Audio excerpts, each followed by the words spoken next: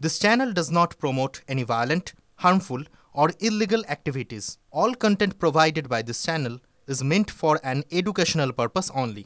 Top quality और consistent performance के लिए सिर्फ सिल्वर पंप नाम याद रखना। ভুয়ো আধার কার্ডের সঙ্গে জাল পাসপোর্ট তৈরি চক্রের পর্দা ফাঁস। মুর্শিদাবাদের ভরতপুরে এই ঘটনায় গ্রেফতার দুজন। আমরা এই নিয়ে বিস্তারিত জানবো। কৌশিক রয়েছেন আমাদের সঙ্গে। কৌশিক, ভুয়ো আধার কার্ডের সঙ্গে জাল পাসপোর্ট তৈরি, মানে একসঙ্গে সবই চলতো, কি জানা যাচ্ছে এই দুজনকে গ্রেফতারের পর? কি তথ্য উঠে আসছে? দেখো, শুধুমাত্র যে এগুলি চলতো তার জন্য কিন্তু ব্যবহার করা হয়েছিল পঞ্চায়েত প্রধানের স্ট্যাম্প। সেখানে কিন্তু পঞ্চায়েত প্রধানের যে স্ট্যাম্প, সেই স্ট্যাম্পও ছিল। এবং এই ঘটনাটি ভরতপুরে আলুগ্রাম এলাকায়, এবং আলুগ্রাম যে গ্রাম পঞ্চায়েত, সেই পঞ্চায়েতের স্ট্যাম্প ব্যবহার করে বিভিন্ন নথিপত্র, প্রথমে শংসাপত্র তৈরি করা হতো এবং তারপর আধার কার্ড তৈরি করা হতো। এবং সেখানে আধার কার্ড শুধুমাত্র নয়, রেশন কার্ড এবং পাসপোর্টের মতো জিনিসও তৈরি করা হতো এবং পাসপোর্ট সংশোধনের কাজ করা হতো, এমনটা পুলিশ সূত্রে জানা গেছে। এবং এর পাশাপাশি এর কাছে কিন্তু যে বিদেশি যে টাকা, সেই বিদেশি টাকাও কিন্তু পাওয়া গেছে।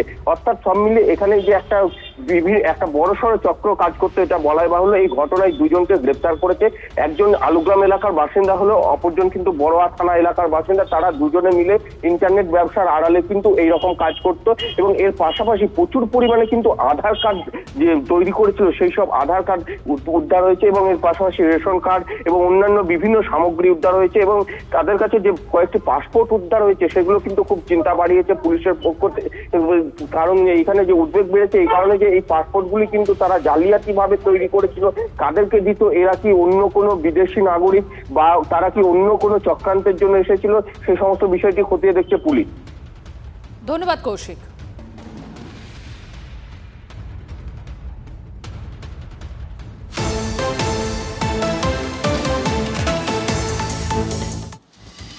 আজ চাকরিহারা শিক্ষাকর্মীদের নবান্ন অভিযান। চাকরিতে পুনর্বহাল, সার্টিফাইড লিস্ট ও 22 লক্ষ ওএমআর প্রকাশ সহ 4 দফা দাবি চাকরিহারাদের। সকাল 11টা থেকে হাওড়া ময়দানে জমায়েত গ্রুপ সি ও গ্রুপ ডি অধিকার মঞ্চে। এরপর মন্দিরতলা হয়ে নবান্নের দিকে যাবে আন্দোলনকারী চাকরিহারারা। নবান্ন অভিযান ঘিরে কড়া পুলিশি নিরাপত্তার বন্দোবস্ত। জায়গায় জায়গায় থাকছে পুলিশের ব্যারিকেড। দেখুন সেই পুলিশি তৎপরতার ছবি আপনাদের সামনে আমরা তুলে ধরছি। জায়গায় জায়গায় রয়েছে কড়া পুলিশি নজরদারি, রয়েছে পুলিশের ব্যারিকেড।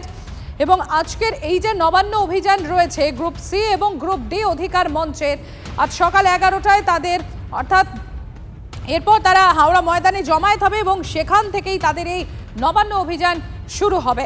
সুপ্রিয় রয়েছেন আমাদের সঙ্গে হাওড়া ময়দান থেকে, সরাসরি চলে যাবো সুপ্রিয়র কাছে। সুপ্রিয়, 11টায় তাদের এখানে জমায়েত হওয়ার কথা হাওড়া ময়দানে, এবং তারপর তাদের শুরু হবে নবান্ন অভিযান। সব মিলিয়ে নিরাপত্তার ঘেরাটোপ এবং কি কি ব্যবস্থা দেখছো এখনো পর্যন্ত? দেখো, হাওড়া ময়দান মেট্রো স্টেশন সংলগ্ন শরৎ সদনের সামনে, অর্থাৎ যে জায়গাতে আমরা দাঁড়িয়ে রয়েছি, এখানেই কিন্তু পুলিশের তরফ থেকে গার্ডরেল দিয়ে ব্যারিকেড তৈরি করা হয়েছে। অর্থাৎ যে সমস্ত শিক্ষাকর্মীরা রয়েছেন, যারা চাকরি হারিয়েছেন গ্রুপ সি এবং গ্রুপ ডির, তারা আজকে এই যে নবান্ন অভিযান কর্মসূচির ডাক দিয়েছে, সেই কর্মসূচির জন্য এখানেই তাদের জমায়েত করার জন্য নির্দিষ্ট জায়গা করা হয়েছে। এবং দেখতেই পাচ্ছ যে ছবি আমার ক্যামেরা পার্সন সুদেব দেখাচ্ছে, ইতিমধ্যেই হাওড়া কমিশনারেটের বিশাল পুলিশ বাহিনী, এমনকি র্যাফের বাহিনী, মহিলা পুলিশের বাহিনী, সব কিছুই কিন্তু ইতিমধ্যেই এখানে প্রস্তুত রাখা হয়েছে। গার্ডরেল দিয়ে রাস্তার একটা অংশে ব্যারিকেড করে দেওয়া হয়েছে, অর্থাৎ অন্য অংশ দিয়ে যাতে যান চলাচল স্বাভাবিক রাখা যায়। তবে সকাল 11টায় চাকরিহারা শিক্ষাকর্মীদের তরফ থেকে জমায়েতের ডাক দেওয়া হয়েছে এবং বেলা 12টার পর তাদের আজকের এই কর্মসূচি বা মিছিল শুরু হওয়ার কথা রয়েছে। তবে সেক্ষেত্রে এই যে প্রাকৃতিক বিপর্যয়, সকাল থেকেই আমরা যেটা দেখতে পাচ্ছি, নিম্নচাপের জেরে যে একটানা অঝোর ধারায় বৃষ্টি হয়ে চলেছে, তার জেরে এই কর্মসূচি কতটা বাস্তবায়িত হয় সেটা নিয়ে একটা প্রশ্ন রয়েছে। যদিও এখনও পর্যন্ত সেভাবে চাকরিহারা শিক্ষাকর্মীদের জমায়েত আমরা দেখতে পাচ্ছি না, তবে পুলিশের প্রস্তুতি কিন্তু সম্পূর্ণরূপে রয়েছে। আমরা দেখতেই পাচ্ছি সেই ছবিটা, একাধিক আইপিএস পদমর্যাদার অফিসার তারা যেমন রয়েছেন, র্যাফের বাহিনী রয়েছে। এবং সেক্ষেত্রে আমরা যেটা জানতে পারছি যে এই যে হাওড়া ময়দান মেট্রো স্টেশন সংলগ্ন শরৎ সদনের সামনে জমায়েত করার পর ঠিক পেছনের যে রাস্তা রয়েছে, এই রাস্তা ধরেই কিন্তু নবান্ন অভিমুখে এগিয়ে যাবে আজকের এই নবান্ন অভিযান কর্মসূচি বা মিছিল। সেক্ষেত্রে পুলিশের তরফ থেকে বঙ্কিম সেতুতে ওঠার মুখেই কিন্তু সেই মিছিলকে আটকানোর প্রস্তুতিও রাখা হয়েছে। এবং দেখতেই পাচ্ছ একেবারে শরৎ সদনের সামনের যে রাস্তা, ব্যস্ত রাস্তা, সেই রাস্তার একটা অংশে গার্ডরেল দিয়ে ব্যারিকেড করা হয়েছে, যাতে কোনোভাবে এই জমায়েতের কারণে যান চলাচলের উপরে প্রভাব না পড়ে, সেদিকে পুলিশের তরফ থেকে নজর রাখা হচ্ছে। তবে এখনো পর্যন্ত জমায়েত কিন্তু সেভাবে চোখে পড়ছে না। নজর রাখো।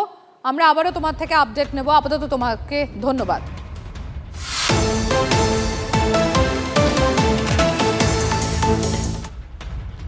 কেন্দ্রের শ্রম কোড বাতিলের দাবিতে আগামীকাল দেশজুড়ে সাধারণ ধর্মঘটের ডাক দিয়েছে 10টি কেন্দ্রীয় ট্রেড ইউনিয়ন। ধর্মঘটের বিরোধিতায় একগুচ্ছ পদক্ষেপ করছে সরকার। দীক্ষা রয়েছেন আমাদের সঙ্গে। দীক্ষা, আগামী বুধবার যে কেন্দ্রীয় শ্রমিক সংগঠনগুলি ধর্মঘট ডেকেছে তাতে একদম নবান্নের তরফ থেকে, নবান্নের অর্থ দপ্তর থেকে যে বিজ্ঞপ্তি জারি করা হয়েছে সেখানে বলা হয়েছে অন্য সাধারণ 5টা দিনের মতোই নবান্ন খোলা থাকবে এবং সেখানে প্রত্যেকটা সরকারি কর্মচারীদের উপস্থিতি কিন্তু বাধ্যতামূলক এবং যাদের যাদের আসতে অসুবিধা হবে তাদের জন্য প্রত্যেকবারের মতোই যেমন সরকার ব্যবস্থা করেন সেই সরকারি ব্যবস্থা থাকবে এবং পর্যাপ্ত পরিমাণে পুলিশি নিরাপত্তাও থাকবে সব জায়গাতেই। তবে এটা বলা হয়েছে যে 9 তারিখ অর্থাৎ বুধবার দিনে কিন্তু সমস্ত সংগঠনগুলি বন্ধ রাখলেও রাজ্য সরকার এই বন্ধকে যেহেতু আমরা জানি যে তৃণমূল সরকার আসার পর থেকে কিন্তু একটিও ধর্মঘট হবে না, একটা মুখ্যমন্ত্রী প্রথম থেকেই ঘোষণা করেছিলেন এবং তার ফলেই বুধবার দিনে যে সমস্ত দপ্তর খোলা থাকবে এবং সমস্ত কর্মীদের হাজিরা বাধ্যতামূলক সেটা জানিয়ে দেওয়া হয়েছে। ধন্যবাদ দীক্ষা।